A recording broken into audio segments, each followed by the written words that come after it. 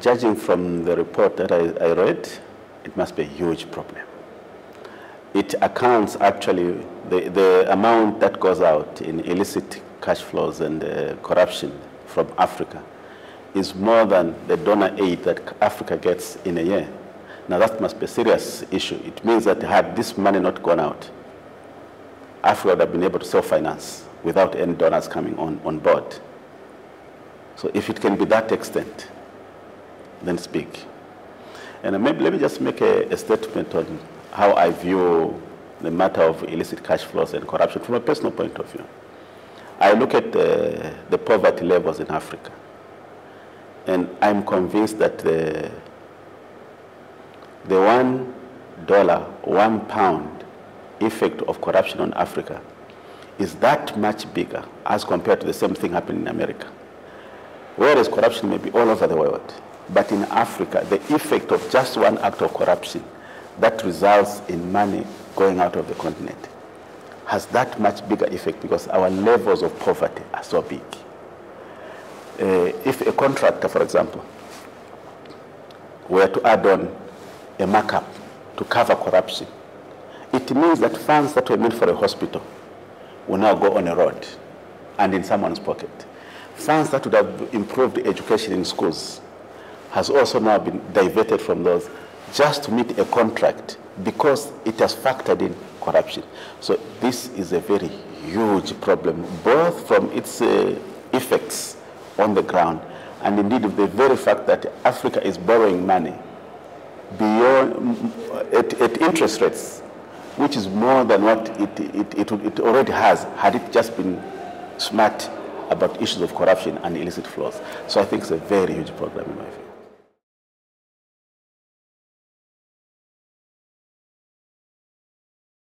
Well, let me also state that accountants on their own cannot solve the problem, but they're a big component of the solution because they are the stewards of these of the finances. They are the ones who prepare these financial statements that end up concealing these illicit flows. They're the facilitators. If I'm going to make a bank transfer for the organization, my accountant will be there, I'll be there myself. It means that we are complicit in the whole transaction. So accountants, to me, are a very crucial part of the fight against corruption and illicit cash flows.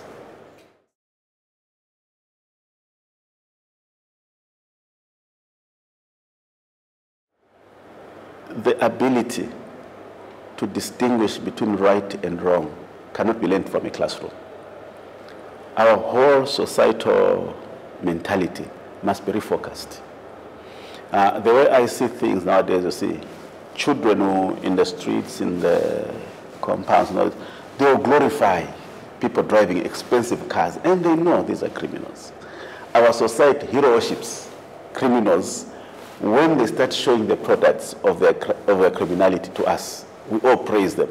Our society needs to get back to the level where they respect the hard-working man, a person who puts in so many hours to till a tomato and sell it on the street and make a decent living, even if it means feeding his family, even if he's got no car.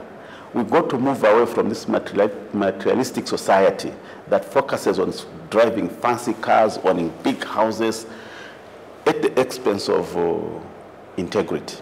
If we can reclaim the moral high ground for the society, for us to start seeing hard work, not success measured by materiality, but hard work that makes you go to sleep with a clean conscience, you're providing your family in the hardest of circumstances.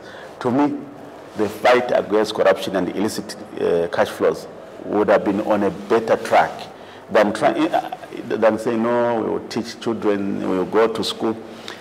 Schools have their place in education, but the family environment has a bigger role to play.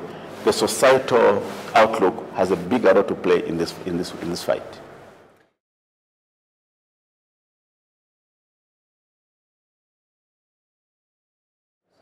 The major things that I have taken up for PAFA is the amount of willingness by various stakeholders, to work with the accountants profession in Africa, our governments, to work with our governments, to work with all of us towards achieving our goal of making Africa a better place. Remember, our theme says, Africa rising, partnering for results. We are aware that on your own, we were aware, and we are even more convinced now that on your own, you can't do much. But when you are partnering with the people, you must have your own objective in mind, and also make sure it is part of the discussion at the time of partnering. Okay? One of the biggest weaknesses of Africa is that our people are not well equipped to negotiate.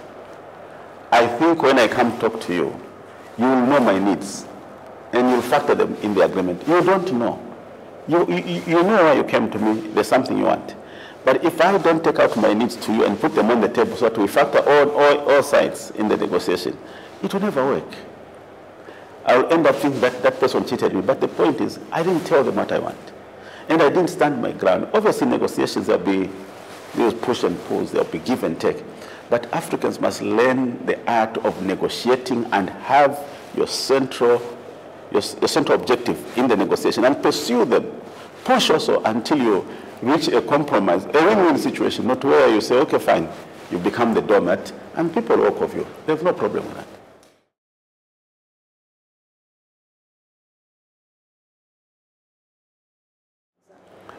It's extremely important. Actually, if it were not for resource constraints, this should happen more often than just in the 2-year cycle that we do it. As a continent, we're not yet used to talking with each other. I think most of my members in their country would know more about CIPFA, ACCA, CIMA, ICAW than they know about their neighbor. Because we've had no platform to talk to each other. So when I have a problem, the first person I think, maybe let me talk to CIPFA, they'll help me on this.